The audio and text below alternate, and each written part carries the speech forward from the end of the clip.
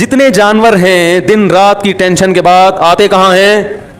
ٹھکانے میں، آشیانے میں. انسان کے لیے بھی اللہ نے گھر بنائے ہیں. قرآن کے الفاظ ہیں جعل لکم من بیوتکم سکنا، کہ اللہ نے تمہارے لیے گھروں کو رہائش کی جگہ بنایا. سکنا جو ہے نا یعنی رہائش کی جگہ. اور اللہ نے یہ بھی فرمایا گھر بنتا ہے ریلیشن سے. جعل لکم من انفسکم ازواجا لتسکنوا الیہا، اللہ نے تمہارے لیے جوڑے پیدا کیے تاکہ تم سکون حاصل کرو. تو نکاح ہوتا ہے، گھر وجود میں آتا ہے، اور اللہ نے بتایا کہ یہ جو تمہارے گھر میں آئی ہے اس سے تمہیں کیا ملے گا؟ سکون ملے گا. تو پتہ چلا یہ تو سارا پروسیس ہے کس کے لیے؟ سکون کے لیے بھائی. اور ہمارے ہاں زیادہ تر ٹینشنوں کے واقعات گھروں کے ہوتے ہیں. جن کے گھر نہیں ہیں وہ سکون سے ہیں، اور جن کے گھر ہیں وہ ڈپریشن کی گولیاں کھا رہے ہیں. تو اس کا مطلب معاشرے میں کوئی بہت ہی الٹا کام ہو رہا ہے جو بالکل فطرت سے ہٹ کر ہے. کیا ایسے یار کیوں سمجھ میں کیوں نہیں آ رہا؟ دیکھو روٹی پیٹ بھرنے کے لیے ہے نا، روٹی سے پیٹ نہیں بھرتا مطلب وہ بہت ہی کچھ ایسا چیز آپ نے کھائی ہوئی ہے، یہ کچھ ایسا لائف اسٹائل ہے کہ آپ کا تو میدا ہی الٹا کام کر رہا ہے. ارے کسی کمبخت کی پانی سے پیاس نہ بجھے، چلو کولڈ ڈرنک سے نہیں بجھ رہی پیاس، سمجھ میں آتا ہے یار کولڈ ڈرنک نہیں بجھ رہی تو کولڈ ڈرنک تو اللہ نے پیدا تھوڑی کی ہے پیاس بجھانے کے لیے. کسی کی بجھتی ہے کسی کی نہیں. بعض لوگ کولڈ ڈرنک پیتے نہیں بجھتی. چائے سے نہیں بجھ رہی سمجھ میں آتا ہے، دودھ سے نہیں بجھ رہی، پانی سے تو بجھنی چاہیے نا. کمبخت کی پانی سے پیاس نہیں بجھ رہی، اس کا مطلب باڈی میں تھوڑا بہت فالٹ نہیں ہے. میرے یہ سمجھانے سے بھی اگر سمجھ میں نہیں آ رہا تو تھوڑا بہت فالٹ نہیں ہے. اتنی اچھی مثال دے کے بھی اگر سمجھ میں نہیں آ رہا تو میرے بھائی جن کی نہیں آ رہا یہاں تھوڑا سا فالٹ بہت بڑا فالٹ ہے، بہت بڑا فالٹ ہے. میں نے وہ بیان ریکارڈ کروایا تھا نا کہ عورتیں بچے پیدا کرنے سے صحت اچھی ہوتی ہے، خراب نہیں ہوتی. وہ پورا میں نے پورے ڈاکٹروں کی رپورٹیں بھی پیش کر دی جو نوبل پرائز ڈاکٹر ہیں یو کے کہ عورت کا حمل روکنے سے بیڑا غرق ہوتا ہے، موٹاپا آتا ہے. اس میں بھی میں نے یہی دلیل دی کہ جو چیز نیچر ہے وہ صحت کے لیے اچھی ہوتی ہے، خراب تھوڑی ہوتی ہے. وہ میں نے کل اپنا کلپ دیکھا، اس کے نیچے جو لوگوں نے الٹی سیدھی باتیں کی ہیں. ارے تم دلائل کو نہ سمجھنا چاہتے ہو نہ ماننا چاہتے ہو، تم انگریز کے پٹھو کمبختو، تم ہلاتے رہو ساری زندگی.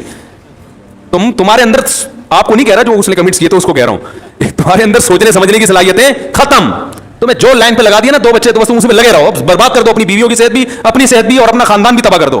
بچے تو ہوتے ہی 2 کے بعد ہیں، گھر تو بنتا ہی 2 کے بعد، تو بچوں کی شروع ہوتے ہیں کہ جن کا ایک گیدرنگ ہوتی ہے آپس میں کھیلتے ہیں. تو ایک لائن پہ لگا دیا بس اسی پہ سب چلتے چلے جا رہے ہیں. تو گھر کس کے لیے بنایا اللہ نے؟ سکون کے لیے. ایک گھر میں سکون نہ ہو تو چلو بات سمجھ میں آتی ہے کہ بھائی کبھی کبھار ہزاروں میں کوئی ایک بیمار بھی پیدا ہو جاتا ہے نا. ہر گھر میں لڑائیاں، ہر گھر میں بے سکونی، لاکھوں میں ایک آدھ گھر ہوگا جس میں سکون ہوگا.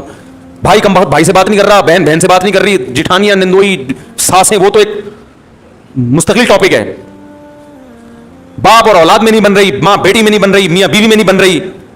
تو اس کا مطلب ہے کہ معاشرے میں کوئی چھوٹا موٹا فالٹ نہیں ہے بھائی. یہ تو جانور پھر ہم سے اچھے ہیں. کیا خیال ہے بھائی جان؟ ہم سے اچھے جو پھر کبوتر نکلا، چڑے نکلے ہیں بھائی. ہمیں آفس میں سکون مل رہا ہے، گھر میں نہیں مل رہا. یہ تو بہت بڑا فالٹ آ رہا ہے معاشرے میں، اور یہ ان میں تو بہت ہی زیادہ ہے جن کی ہم تقلید کرتے ہیں. تبھی وہ تو کرتے ہی نہیں نا، 40 سال تک گھر بناتے ہی نہیں ہے کہ سکون سے زندگی گزرنے دو. 40 سال کے بعد دیکھیں گے. ان کو پتا ہے کہ اگر پہلے سے کر لیا تو عذاب میں آ جائیں گے. تو اس کا مطلب اس معاشرے میں ہم سے بھی زیادہ ٹیکنیکل فالٹ ہے، کوئی بہت بڑا فالٹ ہے. تو وہ فالٹ کیا ہے؟ کیا خیال ہے؟ سمجھنا چاہتے ہیں؟ بہت بڑا فالٹ ہے. اور ماہر نفسیات اکثر اس فالٹ کو ہائی لائٹ نہیں کرتے کیونکہ وہ خود اس فالٹ میں مبتلا ہوتے ہیں. الحمدللہ سمجھا پا رہا ہوں اپنی بات. یہ بات سمجھ میں نہیں آ رہی، یہ بھی میں چھوڑ رہا ہوں آہستہ آہستہ. سمجھ میں آ رہی ہے بات؟ وہ اکثر اس فالٹ میں مبتلا ہے. وہ کیا ہے فالٹ؟ کہ جب تک حقوق کا دائرہ کار متعین نہیں کیا جائے گا کبھی بھی اتحاد اور محبت پیدا نہیں ہو سکتی. اس کو ایک اور اسٹائل میں بیان کرتا ہوں، دوسرے اسٹائل میں. جب تک ظلم ختم نہیں ہوگا گھر میں محبت پیدا نہیں ہوگی. اور ظلم کو جب تک ڈیفائن نہیں کیا جائے گا کہ ظلم کی ڈیفینیشن کیا ہے، ظلم ختم ہو نہیں سکتا. نہیں آ رہی بات؟ جو مذہب کو فالو نہیں کرتے، خدا کی قسم لا الہ الا اللہ قیامت تک الٹے لٹک کے پی ایچ ڈی کر لیں نفسیات میں، وہ ظلم کی ڈیفینیشن بیان کر ہی نہیں سکتے کہ ظلم کہتے کسے ہیں. کیونکہ ظلم کہتے ہیں کسی کا حق ادا نہ کرنا. جب آپ کو پتہ ہی نہیں ہوگا اس کا حق ہے کیا، تو ادا نہ کرنا اور کرنا کیا کیا کیا ڈیفینیشن پتہ کیسے چلے گا؟ کیا کی ادائیگی کیا ہے اور عدم ادائیگی کیا ہے؟ کیونکہ حق کی ادائیگی کس کا کس پر کتنا حق ہے، کیا حق ہے، وہ نہیں ادا کرے گا تو لڑائیاں ہوں گی نا. میں سمجھ رہا ہوں کہ اس کا مجھ پر حق ہے، وہ سمجھ رہا ہے کہ ہے ہی نہیں، تو کیسے معاملہ چلے گا؟ یہ فیصلہ کون کرے گا کہ یہ مطالبہ درست ہے یا غلط ہے؟ یا تو یہ اسلام بتائے گا. اسلام اگر نہیں بتاتا تو پھر پوری کائنات بیٹھ کے یہ ڈیفائن ہی نہیں کر سکتی کہ کس کے کس پر کیا حقوق ہے, اس میں اختلاف پیدا ہوگا. بعض دفعہ کلچر بتاتا ہے کہ کس کا کس پر کیا ہے, وہ کلچر غلط بتا رہا ہوتا ہے, ساری دنیا کہہ رہی ہے کلچر غلط ہے. دیکھو کلچر تو یہ کہتا ہے عورت کو چاہیے کہ جہیز لے کر آئے, کیا خیال ہے, کہتا ہے کہ نہیں کہتا؟ لیکن ساری دنیا کہتی ہے یہ کلچر غلط کہہ رہا ہے. انڈیا میں جہیز نہ لانے پر جلا دیا گیا بہوؤں کو, ایسے واقعات ہوئے, اس لیے کہ وہ کہہ رہے ہیں ظلم کیا, ہمارے جہیز کیوں نہیں لے کر آئی. ملکی قوانین بعض دفعہ بتاتے ہیں تو ملکی قوانین عاجز ہیں یہ بتانے سے کہ کس پر کس کا کیا حق ہے. آپ پوچھ لو جو لا ہے نا, اس آپ بولو بھائی یہ نہیں چاہیے, یہ نہیں چلے گا گھر میں. اختلاف اور لڑائی کو ختم کرنے کے لیے سب سے پہلا اصول یہ ہے کہ آپ کو یہ پتا ہونا چاہیے, باپ کو یہ پتا ہونا چاہیے کہ بیٹے کے اوپر میرے کتنے حقوق ہیں.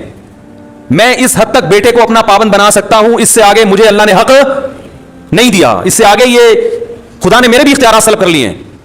شوہر کو پتا ہونا چاہیے بیوی کو میں اس حد تک اپنا پابند بنا سکتا ہوں, اس سے آگے کام میں اس سے بولو بھائی نہیں لے سکتا, یہ میرا رائٹ ہی نہیں ہے. عورت کو پتا ہونا چاہیے اس حد تک شوہر سے مطالبات منوا سکتی ہوں, اس سے آگے اللہ نے باؤنڈری کھینچی ہوئی ہے, مجھے آگے جانے کی اجازت نہیں ہے. ساس کو پتا ہونا چاہیے اس حد تک بہو میری خدمت کرنا اخلاقی ذمہ داری ہے, وہ بھی یہ پتا ہونا اخلاقی ہے یا قانونی, یہ بھی پتا ہونا چاہیے. کچھ چیزیں اخلاقی ہوتی ہیں, قانونی نہیں ہوتی. اخلاق کا دائرہ کار اخلاقی حد تک ہی ہوتا ہے. ارے پڑوسیوں کی کو پوچھنا اخلاقی ذمہ داری ہے نا, آپ نہیں پوچھ رہے تو کیا وہ کیس کر سکتا ہے آپ کے خلاف؟